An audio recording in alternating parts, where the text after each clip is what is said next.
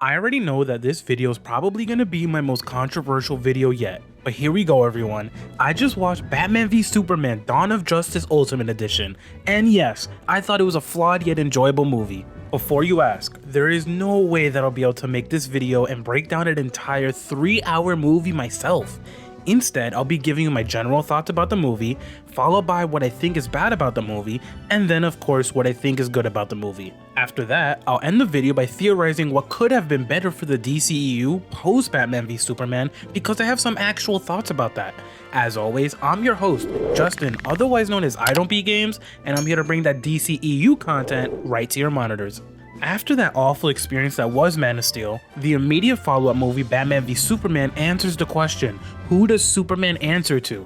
The fact that they're actually asking this question legitimately works for me, you know, considering Superman decided to essentially wreck I don't know how much of Metropolis. However, in doing so, Batman v Superman attempts to also establish Bruce Wayne in a different style of Batman that I'm sure most people are used to seeing. On one hand, I understand that Batman in this movie was emotionally driven by the massive destruction Superman brought by fighting Zod.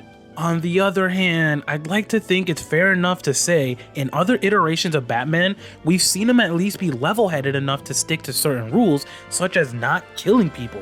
In this movie, Batman becomes this negative phenomenon that Superman grows to be obsessed with due to him needlessly branding people with the Batarang and causing harm to those that are basically homeless. The two perspectives grow into a direction that leads to what I deem not only a comical decision, but a questionable decision too. Save Martha!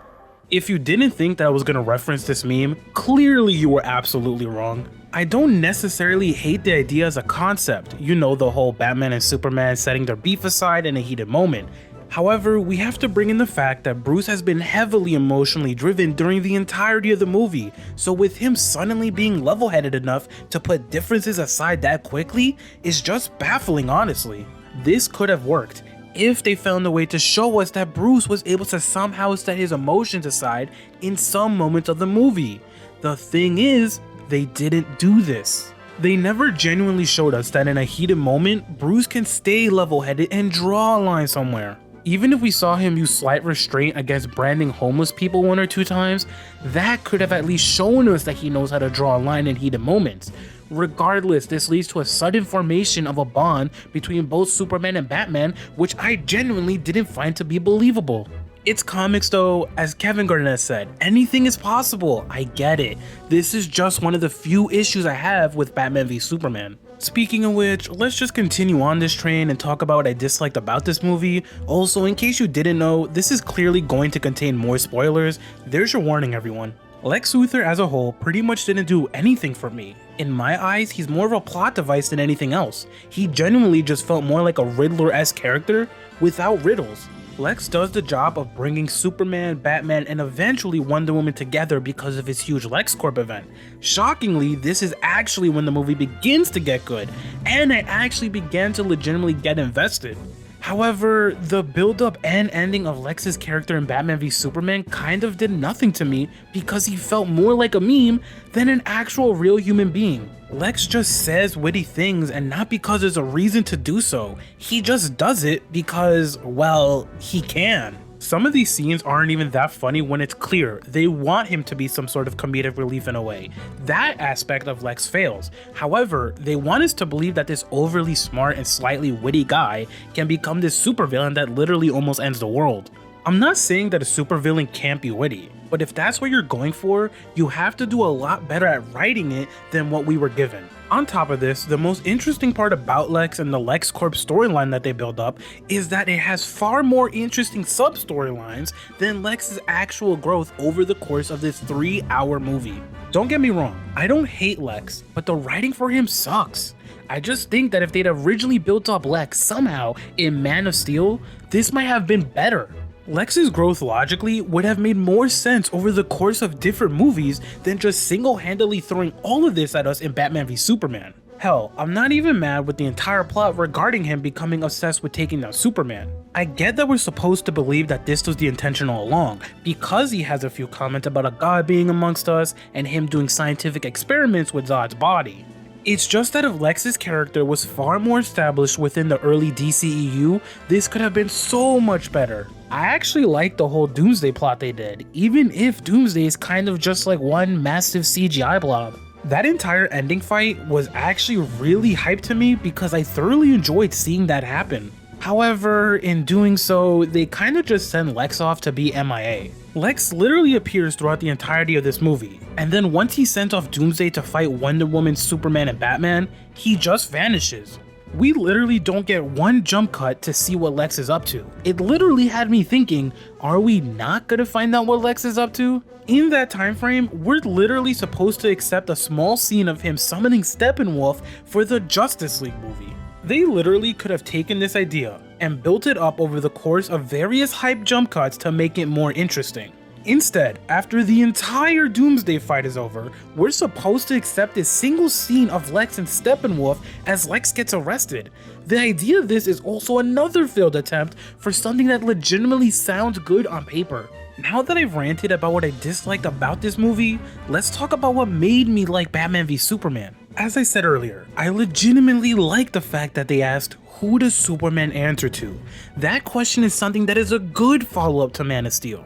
After massive amounts of destruction, I think Superman entirely deserved to be called out. I also love how it's the entire premise of Superman's storyline as he struggles to find out more details about Batman. From his perspective, I understood how Clark began to hate Batman and his actions towards homeless people, while also having to confront his own flawed actions too. To me, it shows how much Superman does care about doing the right thing, but at the same time, he also had to learn how he messed up despite trying to do the right thing in Man of Steel. Lois also does a good job of trying to show this to Superman after a huge accident in the desert.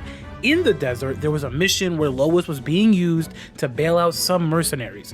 Things go south, however, Superman thinks he did the right thing by saving Lois. However, in doing so, a native tribe is killed because of him carelessly handling this situation.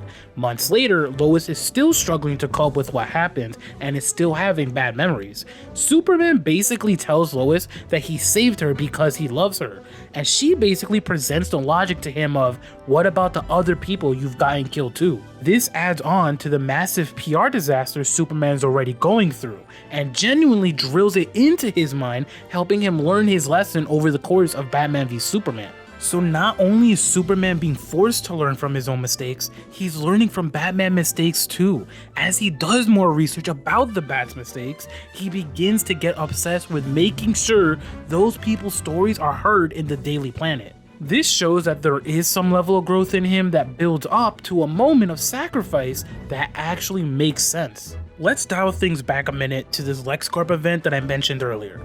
The reason why I legitimately like this LexCorp event is because in this event, this is where they introduce us to Wonder Woman. Wonder Woman and Batman come into contact for the first time, which builds up this eventual friendship.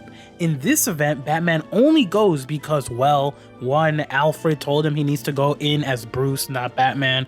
2, they need information on Lex and what he's doing. Bruce tries to steal information only for Wonder Woman to steal it from him too. It's actually kinda funny because I enjoy how her whole personality is this woman of mystery and Bruce doesn't know how to handle the situation. Eventually, Bruce gets his device back and we find out what Lex has in his database. After Bruce falls asleep, the Flash randomly appears because, reasons, trying to tell him that Bruce is right about Lex. Meanwhile, Bruce wakes up from this Flash dream and finds out that Lex has this entire folder on every single eventual Justice League member. Interestingly enough, I love how this is a small origin point for every single one of these members. It's actually a cool nod to them, and I think that this also helped with showing us where they were at with their powers or abilities at that point in the DCEU timeline. This would have been a perfect starting point for an actual properly done Justice League movie, using this bit of data, especially because Bruce eventually sends it over to Wonder Woman, who was looking for a photo of her that Lex has, could have been used over the course of movies that properly followed up this movie. This could have been the beginning of something actually cool, but instead, we got Suicide Squad immediately after, and well, you know how that panned out.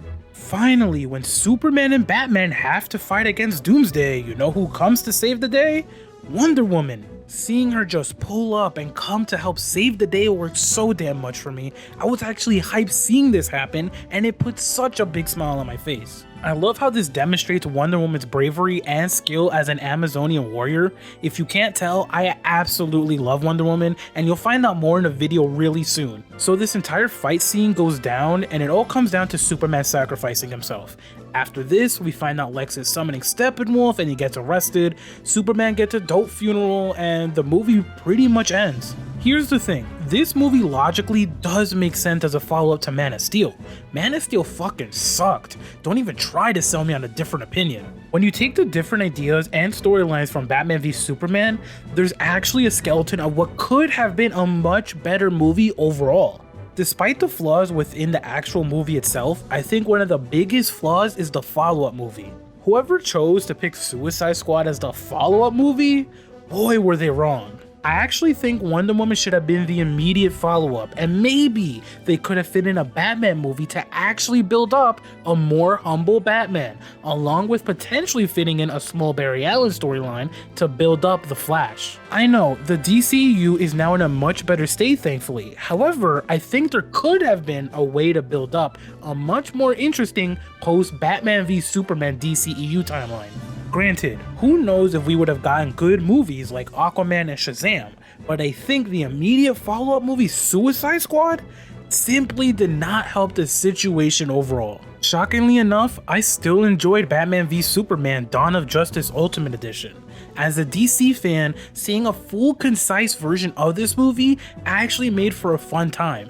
Its runtime was a bit much, however, you can tell that there was an actual set of ideas that could have worked if they were taken into a stronger direction. This actually built up my hype for Zack Snyder's Justice League cut on HBO Max. Trust me, I know, this is a much different opinion than I thought I'd have regarding Batman v Superman, but here we are in 2020 where anything is possible. Now, if you don't mind me, I have to go sit through 2 hours of Suicide Squad and wonder how I've been put into this position to begin with. Send me your energy, y'all, please, I'm begging you. As always, I'm your host, Justin, otherwise known as I Don't Beat Games, and I'm here to bring that DCEU content right to your monitors.